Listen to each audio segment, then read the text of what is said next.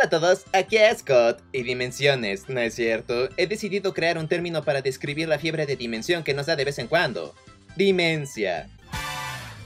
El diccionario no sabrá de dónde lo golpearon.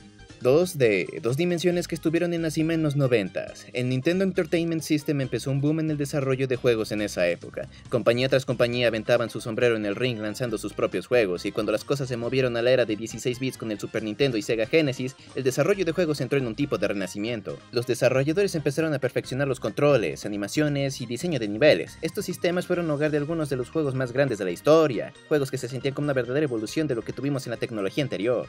Rocket Knight Adventures, Super Castlevania 4, Mega Man X, Super Mario World, Sonic the Hedgehog 3, Donkey Kong Country, los juegos no solo se volvían mejores, sino también se veían mejores. Así que, por supuesto, la pregunta que importaba era, ¿qué sigue? Un combo 3x1 en dimensiones, obviamente. El 3D era el siguiente nivel y todos lo sabían. Algunos juegos daban la ilusión de moverse en un espacio 3D. Cosas como F-Zero, Super Mario Kart, Pilotwings y otros. Algunos juegos parecían 3D, pero eran imágenes 2D pre-renderizadas de imágenes 3D como Donkey Kong Country y Sonic 3D Blast. Básicamente ellos crearon un modelo 3D y le tomaron una foto e hicieron animaciones 2D de estos. Fueron grandes pasos en la dirección correcta, pero con la introducción de PlayStation, Sega Saturn y el Nintendo 64, conseguimos la verdadera visión de lo que nos esperaba en el futuro. ¡Oh, por Dios! La transición de 2D a 3D es un proceso de cambios físicos en el cual las franquicias 2D maduran a una 3D capaz de reproducción sexual. Este es el artículo de la pubertad de Wikipedia. Pasar de 2D a 3D fue duro para muchas series. Muchos pensarían que es tan simple como tomar la cámara y ponerla en la espalda del personaje en vez de a un lado. Aunque en teoría sí, eso funciona, es importante entender que los juegos 2D y 3D son muy diferentes. Como los juegos 2D tienen un plano del que preocuparse, es más simple agregar cosas como obstáculos y objetivos.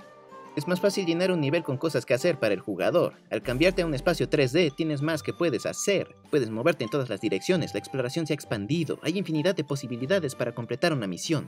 Pero estas cosas traen algunos problemas que no existían en los juegos 2D. Es más fácil que un nivel se sienta vacío en juegos 3D y en general es más difícil perfeccionar un ambiente 3D. Se tienen que hacer más pruebas para evitar más errores, se cuestionan más posibilidades al momento de programar, y algunas personas simplemente no pueden jugar juegos 3D, son muy complicados para ellos. Ahora los desarrolladores entienden mejor lo que constituye a los juegos 2D y 3D, y ambos tienen su mérito. Pueden ser muy divertidos y conseguir la misma representación en el mercado de los juegos. Pero cuando los juegos 3D estaban en su infancia, los desarrolladores tenían que idear una forma de hacer que sus franquicias 2D funcionaran en 3D, pero reteniendo suficientes aspectos de sus orígenes para que los fans se quedaran. Por supuesto, el mejor ejemplo que todos piensan de 2D a 3D debe de ser Mario. Los Super Mario Bros. Originales eran juegos de plataformas 2D que consistían en que acabaras docenas y docenas de niveles lineares. Seguro que nadie había pensado en esa frase antes, seguramente estará en mi lápida. Cuando se unió a la fiesta del 3D, los desarrolladores tuvieron que cambiar un montón de la fórmula de Mario para remediar limitaciones técnicas para saltar a la tercera dimensión. Super Mario 64 tuvo 15 niveles para explorar, un mundo de distancia comparado con Super Mario World que tenía 90 niveles. Gracias a que estos niveles tenían múltiples objetivos en vez de ser de un solo uso, como los niveles de juegos anteriores de Mario. Los desarrolladores descubrieron qué divertido era el correr y explorar dentro de un espacio 3D y decidieron que ese sería el enfoque cuando diseñaban Mario 64. Es obvio que los desarrolladores pensaron primero en hacer una simple conversión de Mario 2D a 3D. Antes dijeron que originalmente planearon tener el asta de bandera del Super Mario original en el 64 para representar el final del nivel. Al final decidieron seguir con el diseño de nivel más abierto, ya que era más divertido, además de que era más eficiente y viable diseñar 15 largos niveles con múltiples objetivos en vez de hacer 90 niveles completamente en 3D. Super Mario 64 es definitivamente algo diferente a los juegos de Mario que lo precedieron, pero aún así se siente como Mario, probablemente porque fundamentalmente cuando lo juegas, todo lo que hace Mario es correr y saltar. En ese aspecto, Super Mario 64 logró el salto al 3D. Sonaba a Mario y se veía como Mario definitivamente. Mario 64 mantiene las cosas bastante genéricas en el mundo de Mario, más que nada para mantener a los viejos fans cómodos con esta gran transición. Y con eso tuvieron que explicar cómo funcionaba la cámara haciéndolo un personaje. Así de raro era el control de cámara en esos días. Tiene algunos efectos y cosas que no envejecieron bien, pero Super Mario 64 fue una revolución e inspiró a todos en la transición de 2D a 3D. No fue el primer juego 3D de ninguna manera, pero se siente así básicamente. En comparación a Mario, cuando pasaron la serie La Leyenda de Zelda a 3D, fue más copiar y pegar.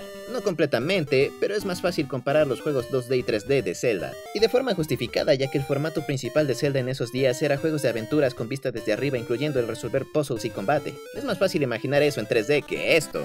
Solo ponías la cámara detrás del personaje y ¡bam! 3D. Por supuesto, algunas cosas tenían que agregarse o ser cambiadas. El milagro del apuntado Z se agregó a la mezcla para ayudar en el apuntado y también al tener a Link saltando automáticamente sobre obstáculos. ¡Qué amables! El 2D no desapareció completamente con la introducción del 3D. La serie de Castlevania experimentó con juegos 2D y 3D a finales de los 90s.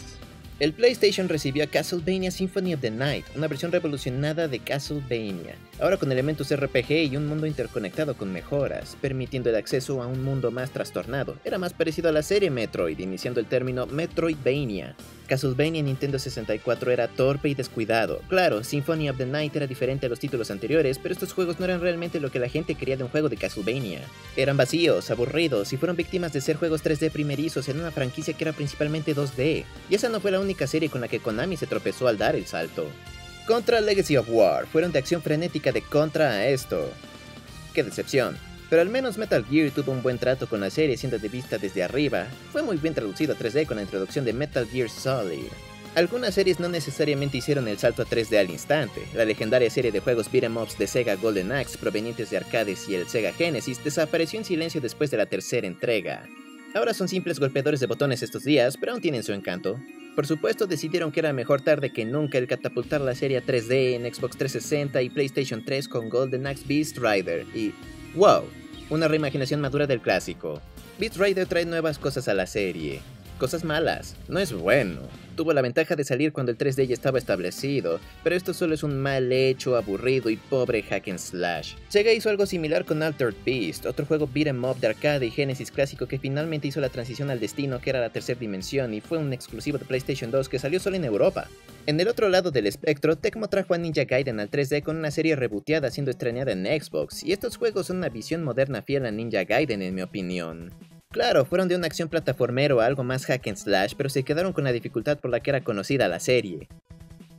Ninja Gaiden 3 fue malo. Fueron del número 2 romano a un 3 estándar, eso ya era una mala señal. Metroid tomó un descanso después del aclamado Super Metroid y no tuvo un tratamiento 3D hasta la salida de Metroid Prime en el GameCube, donde el juego cambió perspectivas a primera persona, un movimiento que fue recibido con controversia y luego fue aclamado. Yo digo que fue inteligente esperar a que la serie diera el salto al 3D, dándole así tiempo a los desarrolladores para entender el diseño de juegos 3D. Por supuesto, cosas como esta pasan, pero esperar puede ser bueno.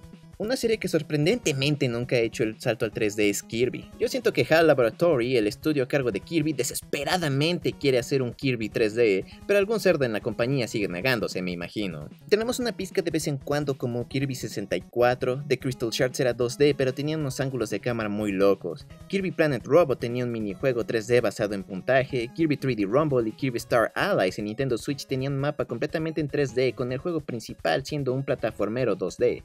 Y Dios santo, mi corazón grita por un juego en este estilo. Nos han dado Kirby Air Ride, un juego de carreras 3D, y Kirby 3D Rumble fue expandido a un juego en la tienda digital del 3DS, Kirby's Blowout Blast, pero estos son spin-offs y Blowout Blast específicamente es un juego muy pequeño.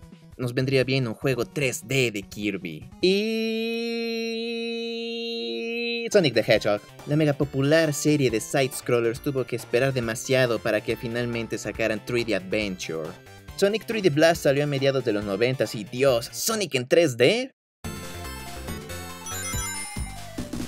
¿A quién quieren engañar aquí? Sonic R fue un juego de carreras 3D, Sonic Jam tuvo un mundo 3D anulado para explorar, pero no salió un Sonic 3D real hasta el final de los 90s. Sonic Stream fue un juego de Sonic 3D en desarrollo para el Sega Saturn que estuvo plagado con problemas de desarrollo y fue cancelado eventualmente. Es obvio que Sega tuvo unos cuantos problemas evolucionando a Sonic, pero fue Sonic Adventure el que finalmente nos dio un Sonic en 3D. Se tuvo que cambiar mucho, le dieron a Sonic un buscador de blancos para enfocarse en enemigos cercanos, ayudando a arreglar problemas de perspectiva que tienen los plataformeros 3D.